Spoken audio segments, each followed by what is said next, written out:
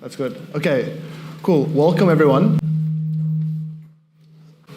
We have a bit of a collection, a variety of people on the stage today. I would classify them into two groups. We have one group of people that are sort of thinking about protocol designs, putting together many different kinds of nodes, like big nodes, small nodes, as we were just like discussing in the previous talk. And then we also have Lev, who's operating one of the big nodes, and so it gives a bit of a different perspective there. And the idea today is to sort of flesh out some of Vitalik's questions and generally try to understand how people are thinking about this heterogeneous endgame where we have different nodes playing different roles, what are the desired properties of the markets between them and how they interact, and what are the kind of actors who fulfill these roles. So I'll maybe ask everyone to just give a quick intro, say your name, your affiliation, and then sort of what nodes, what kind of nodes you'd say you get to do with. Are you operating a node, or if you're not, if you're running a protocol, what are at the very high level, what are the kind of nodes involved? Maybe starting from Lev. Yeah. Hi, I'm Lev. I'm from Beaver Build, and yeah, as you guys probably have heard, block building involves not only running normal nodes, but also being a node in the sense of being responsible for what transactions get executed and included. Hello, Mustafa at Celestia. In terms of nodes, it's because it's just a DA layer, so there isn't much MEV right now, unless people build base rollups. So there's no proposed builder separation. There's just no like normal validator nodes. But there's also a big emphasis on data availability sampling light nodes, so that even though like Tendermint only supports 100 validators, the idea is that end users can run data availability sampling nodes to kind of like get assurances about the state of the chain. Hi, I'm Josh at Astria. We're running a shared sequencer, so generally the nodes we're worried about are like sequencing nodes, but my perspective is that in like a lazy shared sequencer, they kind of look like relays in like a PBS system, and we kind of assume, obviously it's like early, but we assume the ecosystem will develop into like a PBS system, and therefore the important part of our system is to run large nodes with like relatively high bandwidth. Hi, my name is Ye. I'm from Scroll. We are building a Zk EVM layer 2. So we have, like, not super controversial, we have two types of nodes. One is sequencer, one is prover.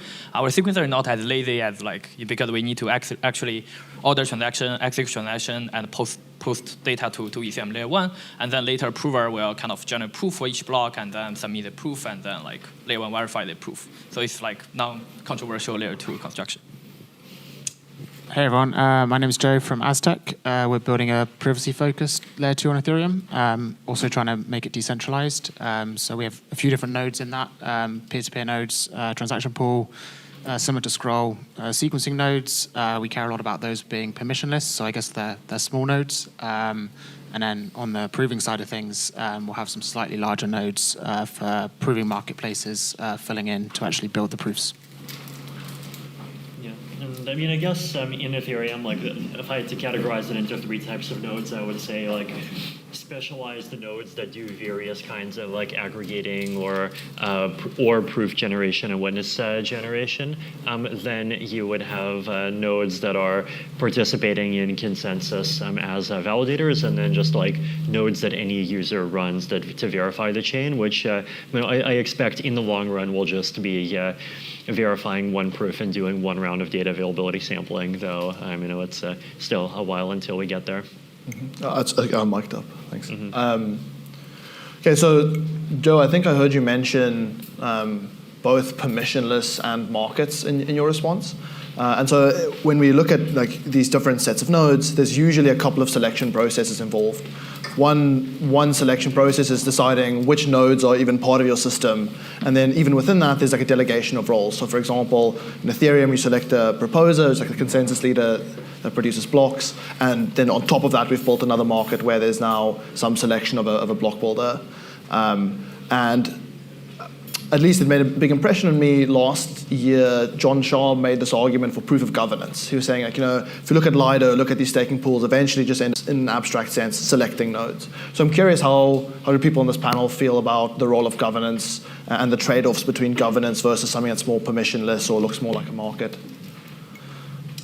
Yeah, I can start. And I think depending on the properties you need from nodes, like if you're going for censorship resistance, you need to have permissionless kind of entry into that. And I think everything downstream of that is a market design question to try and keep things in an equilibrium that stay that way. And we saw that on the previous panel, where if we get that wrong, maybe you get builder centralization. But I think aligning kind of censorship resistance and permissionless entry into a market is a key kind of criteria for node selection for me. Yeah, I think our view would be kind of like, we're trying to go from like centralized sequencing to decentralized sequencing. And so one of the fundamental trade-offs is just going to be you're running a consensus network. You're going to be slower, you're going to have higher latency. So like we want to optimize our like operator selection, our node operator selection for like quality, right? Like the ability for these entities to like run a high performance, high throughput network so that the trade-off cost of going from a centralized network to a decentralized network is like minimized. And so in some way it's kind of this like, you know, not making perfect the enemy of good, where we would prefer to not have like a permissionless system that leads to just like stake-weighted kind of like selection where maybe they have a lot of stake, but they're not good at operating nodes, and therefore the network is like lower performance. And we'd prefer to do something like proof of governance, where you're saying, well, we're actually manually picking nodes. We're getting the decentralization from like a geographic perspective. We're making that permissionless trade-off, but we're also having like a higher throughput network. And we think that allows us to kind of go into this kind of decentralized versus centralized trade-off with like a lower cost to like an end user. I can also add more, like even if we are not decentralized yet, so like, you know, our roadmap, like we are committed to decentralize, but the way like we think about like how we select different party, like sequencer and prover, is that sequencer and prover have totally different like, you know, reason why they want to be decentralized. Because for sequencer, it's more for like you want permissionless, you want like, you know, no one can censor your transaction, like without going through the layer one to kind of paying that costly cost. And prover is more for liveness, because what if like in one day we kind of start to go away? It's very hard to kind of assemble like, you know, a lot of like really strong computation power prover to kind of running generate proof and keep your network running. So it's totally two separate roles, and so they have totally different requirement. And the way we think about how we select role really like how much we want to do in protocol, because there are two ways to design your protocol. One is that you can imagine like there is just one like, you know, one node running like the role of a proposer, where you have only one type of proposer, and then you select this proposer will generate block and also produce proof. But even in this case, you can still delegate the block building to a separate builder market, and then you can outsource this kind of proof generation to a separate prover market. So those two roles are still separated, but they are kind of in the protocol. You don't need to worry about like who is running a builder, who is running a prover. You just select one party who, you know, you trust and like, you know, will submit the data and the proof. And the other choice is like, you know, the protocol will select both the sequencer and prover. And that might require very complicated design, because you need like some slashing for sequencer who produce maybe bad block. You might also want to, you know, punish prover if they are not like, you know, submitting proof in time, and that makes the incentive and economic become more complicated and makes the kind of flow become a little bit more complicated. But that's basically how we are, you know, thinking about how we are selecting different roles and how we decentralize our protocol. And for our roadmap, we will decentralize prover first to be safer, and then like we still control the block generation, and then later we'll decentralize both parties. See, yeah, maybe throwing this to Lev. You're in a position where it's a very market-based selection mechanism, right? And we had like a brief discussion this morning around what, and the previous panel also highlighted this, having this kind of market ends up changing the role that a node might play. You know, like originally block builders were, you know, just had a very specific function in mev boost and PBS roadmap, and then on top of that, additional features came around. People started implementing private RPCs, and so I was wondering if you could maybe give some insight into that, and then I'd be curious if that changes people's perspective on whether you want a permissionless market or anything like that. Yeah. So I think as far as we're concerned, and I would kind of speak to both the specialized node part and the sort of normal user node part here, not about consensus nodes, which I think are very governance. I always describe them as like governance constrained, like governance explicitly reasons about what they're meant to do and tries to, you know, and also in terms of the code that's shipped by core devs is more or less what consensus nodes end up running, while everything else is this kind of Wild West, which is, I would say, like not really constrained by governance, and it's really governed more by market forces at this point on Ethereum L1 specifically. And I think that this could have a lot of unforeseen implications that often are not discussed in governance at all. So like, which APIs do users use to submit transactions? Which APIs do users use to interact with state? And which parties are able to provide those APIs? So how do block explorers work? How does a user simulate a transaction in order to figure out state to decide what transaction they actually want to do? These are things that very rarely come up in the governance context, and all of these have market. It's not just the block building that has market forces behind it, but also providers of RPCs. That's a business model, right? And they have specific node requirements that are very different to builders, for example. All of these things, there's market forces behind it, and I think people used to talk more about historical state, for example, stuff and state rent than they do like in this conference. But that's a big part of it as well. Just to add to that, maybe Kevin, your colleague earlier, was talking about the sort of trade-offs of including blobs or not including blobs, and how market forces actually push you to maybe not include blobs. And that's maybe something that's different in a proof of governance setting. Yeah, I think that gets very interesting with probably with things like blobs and also proof aggregation that was discussed in the previous presentation. Yeah. So ZK prover markets came up earlier, and I don't know much about them, so maybe you can educate me. But one thing that I wonder about sometimes, thinking from PBS, is the impact of closed source optimizations. So if you have a market, obviously like markets can have many kind of selection mechanisms, but generally there's some selection for a more efficient prover. If someone has a hyper optimized, they've got some breakthrough with FPGAs and whatnot, hyper optimized prover, they might end up dominating your market. So I'm curious, maybe just generally in these kind of node markets, but in particular in the prover setting, what do you guys think are the sort of the properties that you want from the market? I can talk first from my perspective. So go back to why we want to decentralize prover is because we want liveness. Because even if we are not operating scroll network, the prover can still generate proof. So that's why we want this kind of prover market, and there is always a backup for someone to generate proof. And it's a very, very interesting question, because different from mining, proof market is quite different, because if you get ASIC, you literally can beat any prover in the market. You can literally become the best prover and take all the kind of the power to produce block.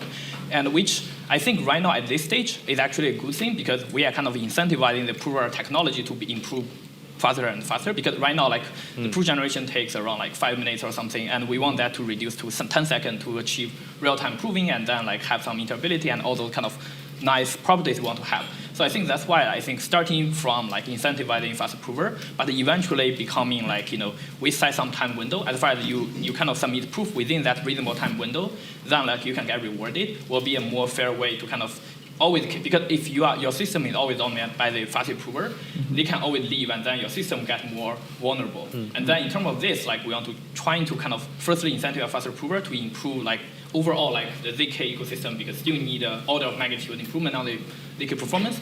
But secondly, then eventually move to a more fair, and then more people get the opportunity to generate proof instead of just one party dominate the market. Yeah, I guess I have some thoughts. I mean, I think Mina maybe pioneered this idea of a maximum proof delay, and they have a proving marketplace on their chain. But the rough idea is that you have to be careful in market design of what you optimize for. If you optimize for fastest proof wins, then you'll create huge centralizing forces around that. But if you actually optimize for cheapest proof in 1 minute wins, then you may be able to enable everyone in the room who's got a lower cost of hardware or electricity to participate in that marketplace. So the rough idea behind a proving marketplace is that you can have maybe a more centralized coordinator that can work with a lot of different provers to make a proof for cheaper, but on the same long time horizon. And so I think over the long term, blockchains are very good at coordinating, and so we should see that for proof construction as well, rather than centralized markets. Right. Yeah, well, so the nice thing about proof markets, if you do it based on an auction scheme, is even if someone dominates, you can show that they're not going to dominate exactly 100% of the time. And the reason basically is that if they are dominating 100% of the time, then it's in their interest to keep on bidding less and less to make more profit until there is at least an epsilon of a window for someone else. So which is something that like does at least like it does mean that a lot of profit goes to one actor, but it at least creates this incentive to be the backup guy and at least be around for that. But like that's something that you can kind of like tune up or down, and like if you can create a market design that's sort of in principle more friendly to multi-actor participation, then like you might even be able to kind of encourage better quality in whoever those secondary actors are. Like one example would even be if you just like explicitly like break up the claim into different parts and like ask different provers to provide what those different parts are. Yeah, another way to do the same thing is like backup blocks. You just kind of built into the protocol market, you always incentivize a separate backup block to do the same thing. It will have less reward, but you'll always then at least have two proving marketplaces compete, and you'll have liveness as you were saying at Scroll. Just one thing to add, because Justin actually had another interesting idea, which is like we can like pay money to buy Zk ASIC, because that will be really fast, and then airdrop to a bunch of people as backup, so that like even if your prover go down, there will be hundreds of people like who hold your ASIC and then can kind of start running this as backup. But I don't know whether it's realistic, but it's just an interesting idea. Yeah, no, I looked at one of Justin's VDF ASICs a few hours ago, so the guy can ship. Josh, if I understand correctly, your design also relies on, there must be some external block producing entity that executes transactions, because for horizontal scaling, your nodes don't have chain VMs, right? How do you think about the markets and sort of the way that you select these external parties? So I think the way we think about it is kind of to the point on like governance is like, it would probably be like accurate to call like our initial set going to be like a proof of governance chain, proof of authority, whatever you want to call it. We're going to specifically select, entities to like be the sequencers, the validators, the relayers. I think those are all equivalent in our system.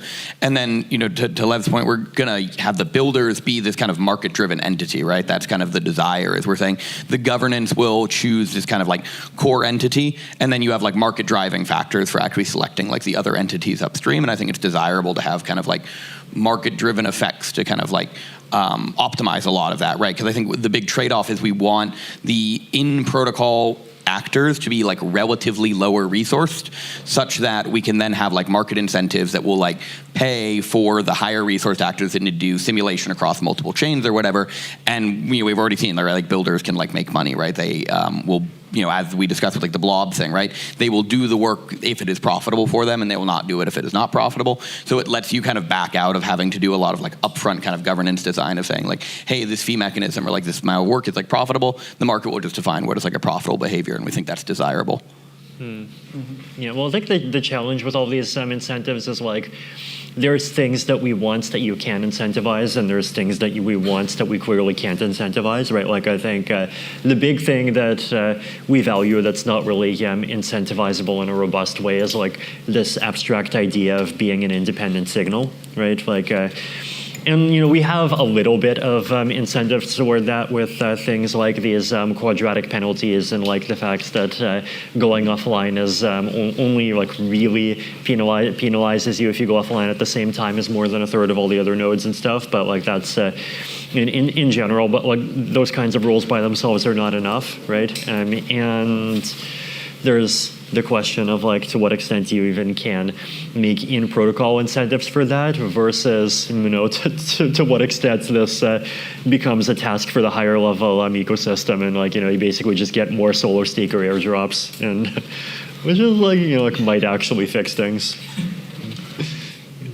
Yeah, I guess like one thing we've struggled with a bit is like when trying to design these markets, if you try and solve one market, you probably will create a inadvertent market somewhere else, and you don't really know which one's worse, the one that you kind of were trying to solve for, or this one that you didn't think about over here. So you've got to be quite careful of that. So what are you worried about happening? I guess the question probably is, what are the kind of actors you want to fill the roles in your system? Do you have any preference, or Like, for example, Lev was talking about how they end up doing a lot of user-facing things and supporting different RPCs and getting hit up in Discord because people want to know why the transactions didn't land. And that obviously, like, the response to that depends on the kind of actors. Yeah, I think it's just actors that are aligned with your network's philosophy. So we're a privacy network, and so we would want actors that kind of don't censor and put users' transactions on chain, regardless of the contents. And I think that's a key tenet for us. So if we are not careful and we create just a pure capitalistic market, then some of those properties may get eroded. So that's our number one worry.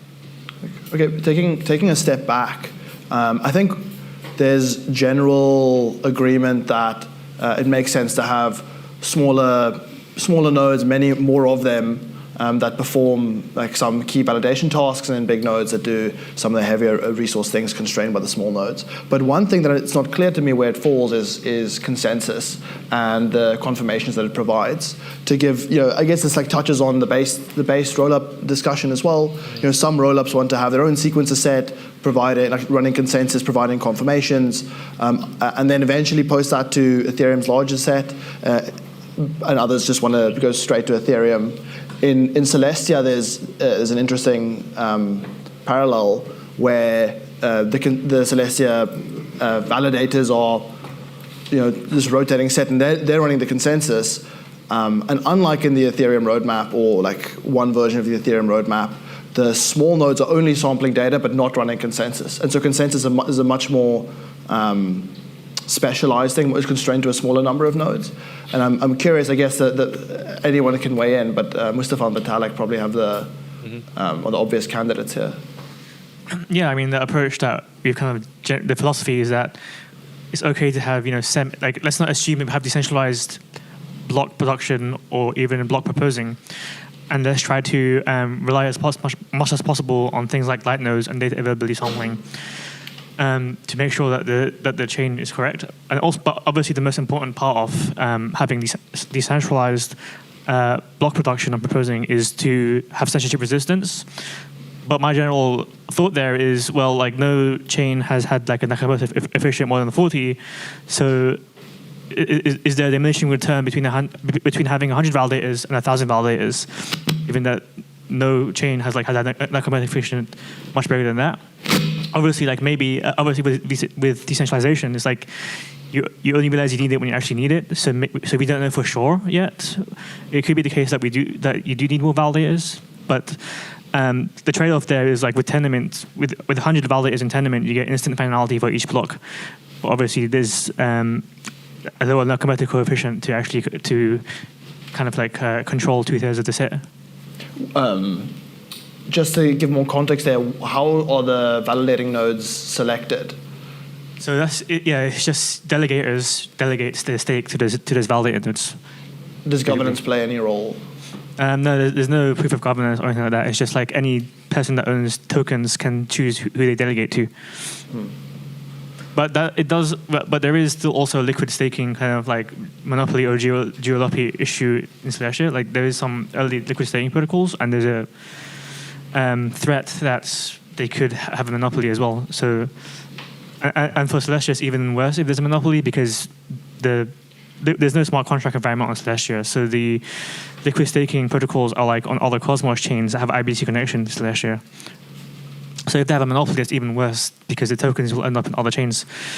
So we're also looking at things like proof of governance, but one of the kind of like proposals in the Celestia community is this idea where I don't know if I can fully explain it here, but the idea is like instead of having proof of governance for choosing to prevent monopolies for liquid staking, you would just have like this idea where anyone can kind of create their own liquid staking token with their own like set of validators and make it very easy to swap them, and that in theory might prevent monopolies from occurring. Vitalik, I don't know if you want to weigh in or not.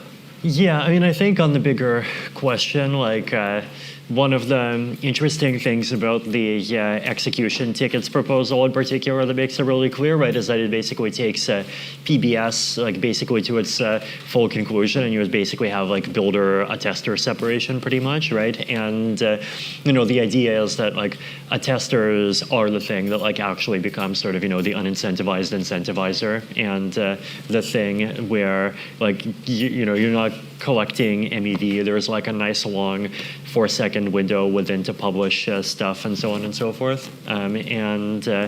Like that's a set of actors that like in principle through various like even like non-protocol incentives you can encourage to be widely distributed throughout the world. And then once you have that exist as an incentivization layer, it's like relatively less bad for whatever else to happen in the builder layer or other parts of the pipeline, right?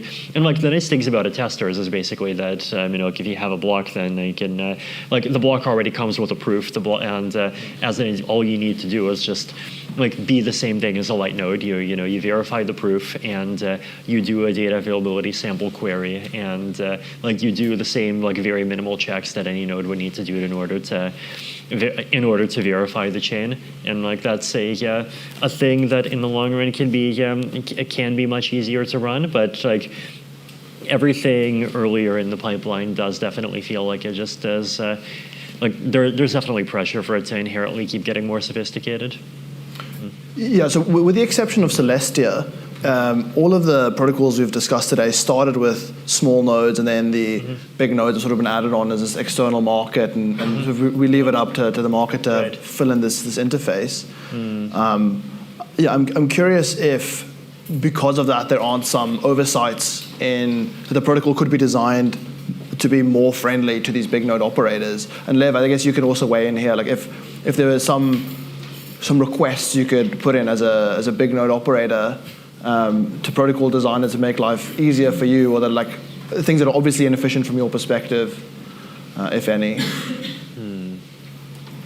I mean, firstly, I'm not sure if it's exactly that should be the objective of. The question is, I think big node is like a very broad concept.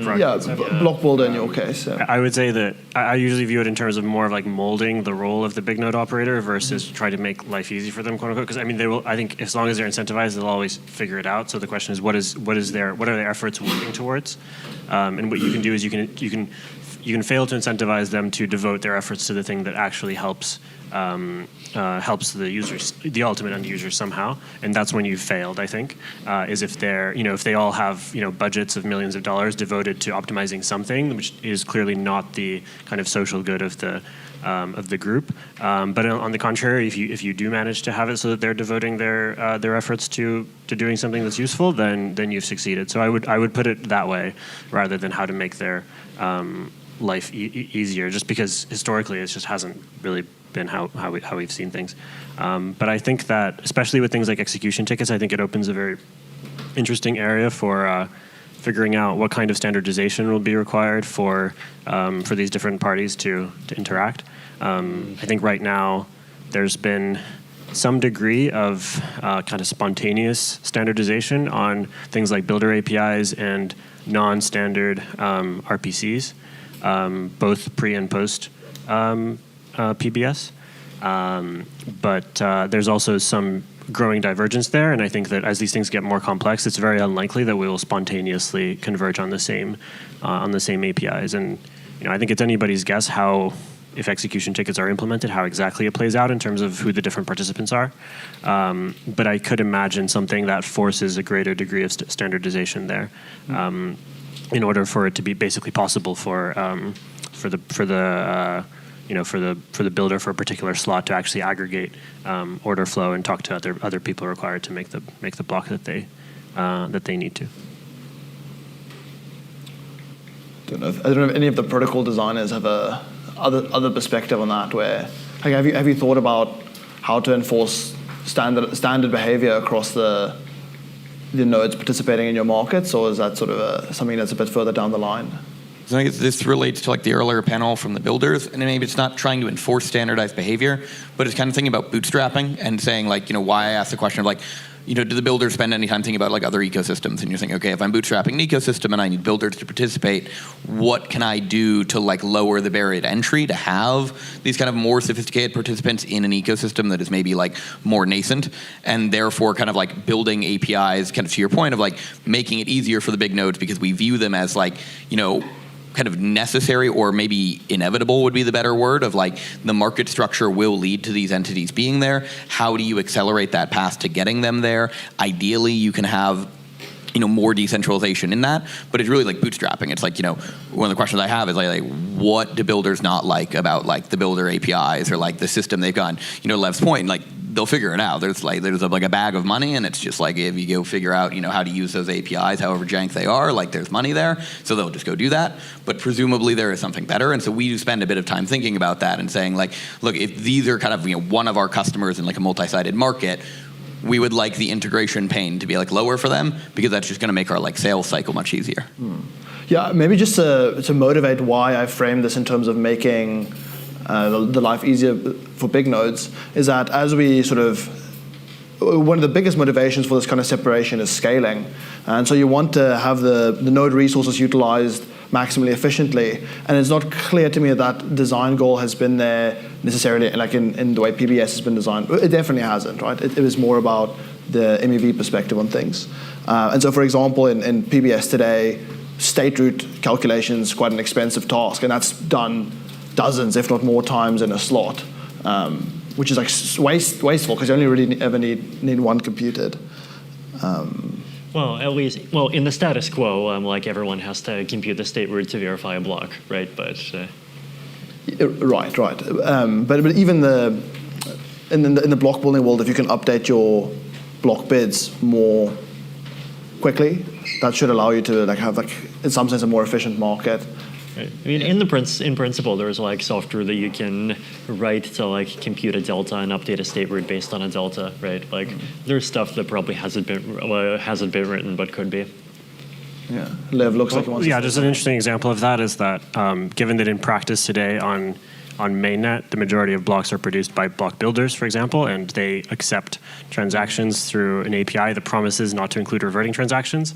Effectively, the whole point of paying for reverting transactions and a lot of how the gas model was envisioned is now sort of been like kind of deprecated by builders saying that, we actually have tons of computing resources given where the, how much transactions we're getting now, and we use a bunch of, random heuristics to decide which transactions are spam or not. And then you often get, firstly, you get this strange dislocation between how core devs think about resource usage in the protocol, where block builders are actually expected to recompute things many, many times and resimulate everything in every single order, which is totally different to how the kind of vanilla mempool was designed and where the kind of gas metering considerations I think came from. And I think also, secondly, this creates I think it's going to create difficulties for. Not just for block building. There's this huge kind of question that looms over the space, which is that users need access to RPCs. Often for historical state, we have and it's, this has been kind of the case for much longer than PBS. We have, probably questionable incentives in markets around providing RPCs, especially with other chains that might have much, much bigger state growth. That I think are kind of still, to me, as far as I've seen it, are kind of unanswered. Okay, a sec.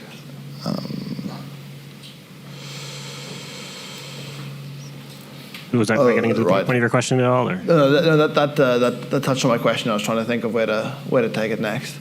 I have a question for the panel. That's okay. Yeah, shoot. I mean, following up from this talk, so. Like we're assuming that there's a kind of like a multi-rollup ecosystem. First of all, like how do we know that's going to be the case? Like, do we actually think users will use, like, let's say there's 10 general purpose EVMs. Do we think users will actually use all those EVMs, or do you think there's like a natural kind of like market play for users to eventually only use one of those chains, like where maybe Arbitrum or Optimism will get all the market share? But if there is a multi-rollup ecosystem, how do we what incentives will there be to use different rollups? Like maybe could there be like application specific rollups or something like that, or that's kind of my question. I think there's always going to be multiple based on either features or you can maybe call it a feature, but the security assumptions of the rollup. So even if you're just implementing EVM everywhere, you're going to make different trade-offs in how you do that, unless you have the precompile option on the slides. So I think even if your features are the security of your DA or your proof system, optimistic versus ZK, there's always going to be different places on that trade-off space you'll sit. So I think this is a question I keep asking myself, and we have multiple internal discussions. I think it's just even from in 5 to 10 years, where we are I think people here all believe that blockchain really in next 5 to 10 years really the core financial infrastructure. If the core financial infrastructure and all those kind of internet activity all happen on just 1-2 server, I think it's just literally impossible. Even if you look at right now, Amazon, Google, Twitter, they all need even more servers than what we need right now. So I think it's just literally one rollup just can't scale to enough throughput we really need, because every rollup talk about 1 billion people bring to Ethereum ecosystem, but if you really do some calculation, which we have, is that if 1 billion people, everyone send 1 transaction per day, that's already over 10K throughput required. So which is literally, even if you use all parallel EVM, every kind of fancy scale you have, it's just impossible to kind of run on just one server without even decentralization. So there will be many, but I still don't believe that will be tens of thousands, because the interoperability is still very hard to achieve even with shared sequencer. So there will be I think there will be several general purpose rollup with different value proposition, some security, some other DA, but then users still need to be aware of which chain they need to use to kind of be aware of secure assumption and all those properties. Okay, I want to ask one question and then put it to the audience. I also don't know how much time we have, or if there's anyone watching at all. We can just go forever. Okay, I'll ask the question then, and then the police can tell me.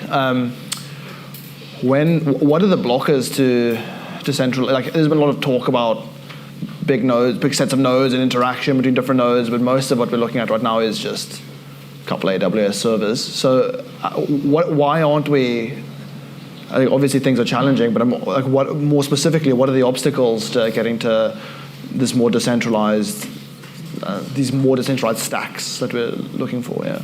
Yeah, I can talk about. So firstly, I think eventually we definitely commit to being decentralized, but it's the question is how you take this decentralization go to market and how you progressively do that. Because right now, the biggest reason is that because Arbitrum optimism providing millisecond pre-confirmation experience, if you kind of are sufficiently decentralized, it's just your system won't be used by people, by users. That's a lesson I learned after we launched our mainnet is you talk about security doesn't really matter.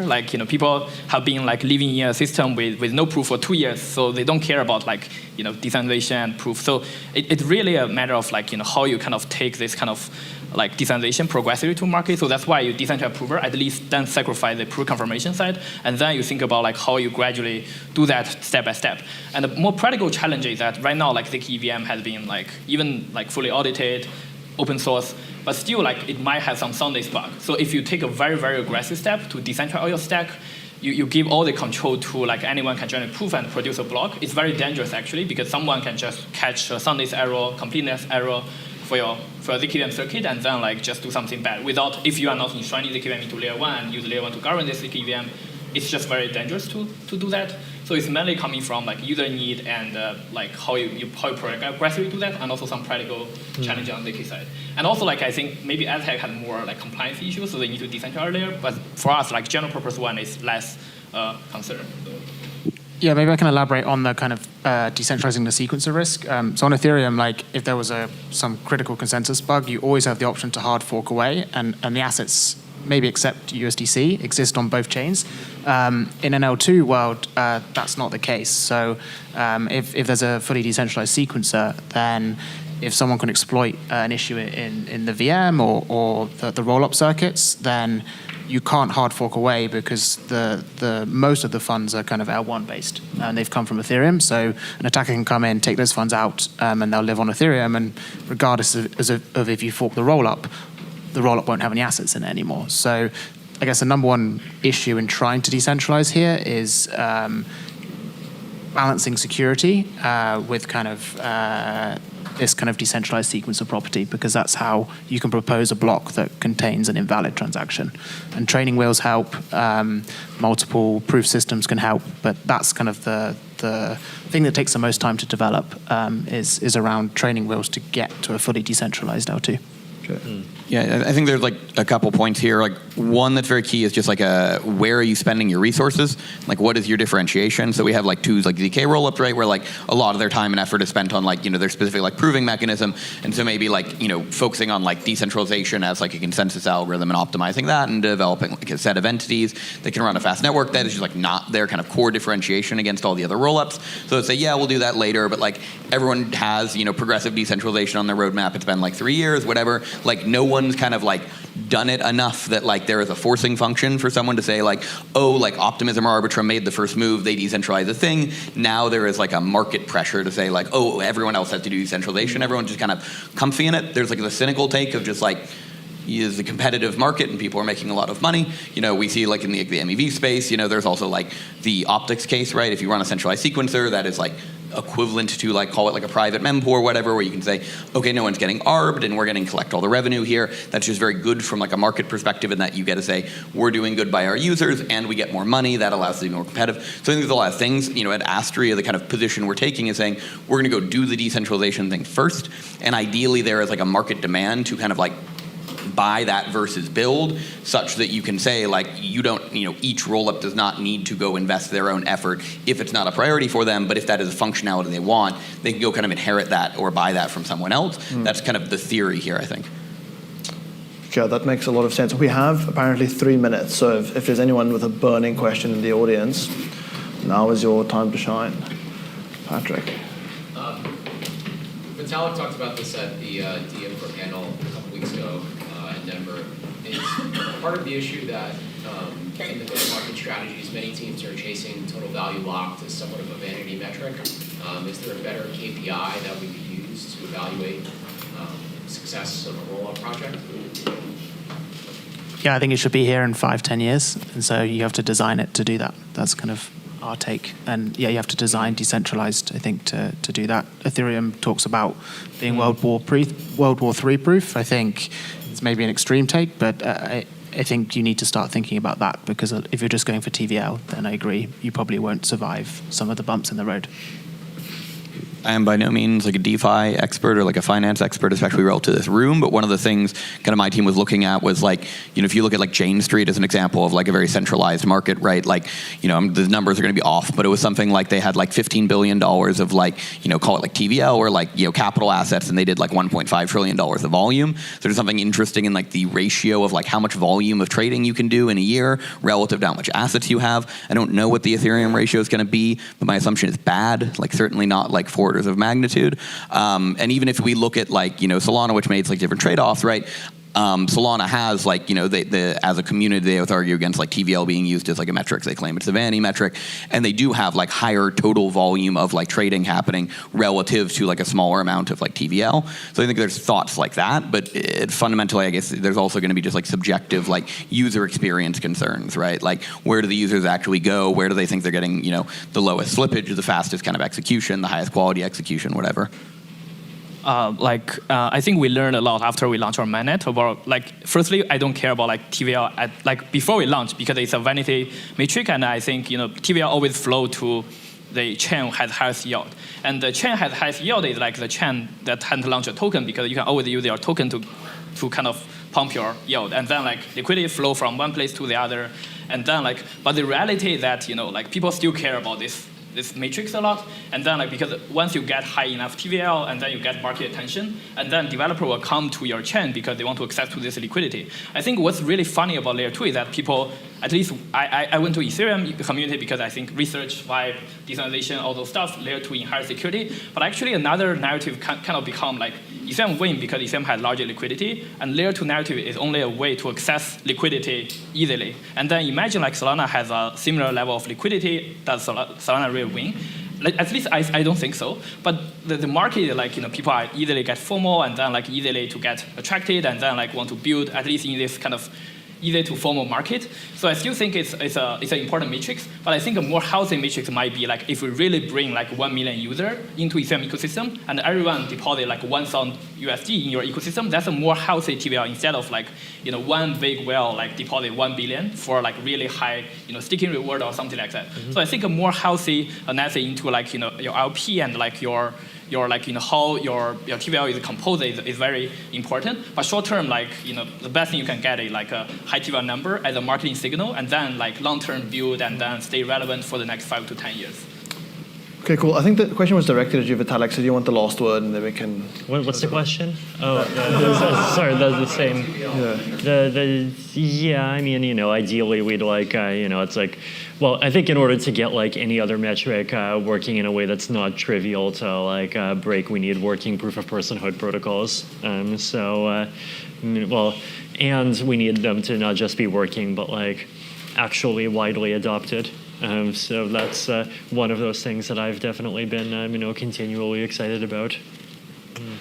Okay, awesome. I think that's it. Thanks, everyone.